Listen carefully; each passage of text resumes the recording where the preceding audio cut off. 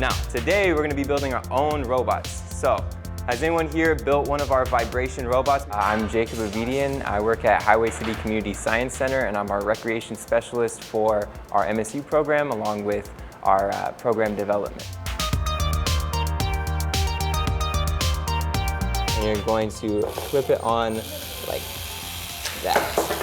See?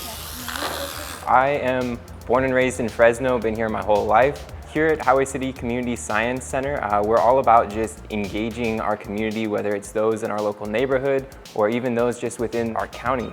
We have projects and exhibits that line all the walls of our center, and so really you just need some time to get familiar with those.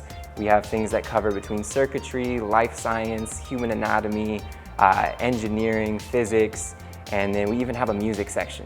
We have a community garden that we're starting out there, trying to teach the kids about planting both food and flowers. We do a new daily science project every single day at the center. So we've got a couple different styles. Today is really cool because you guys get to personalize your robots. What?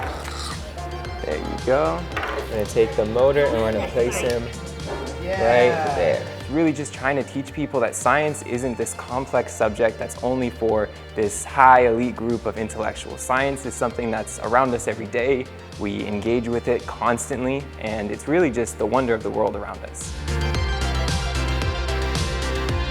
It's almost a little scary at times to think about, the impact that we can have on these kids, to make sure that we're always, on top of our game. It's incredibly rewarding to see the smiles on these kids' faces as they're really engaging with a project or discovering something new.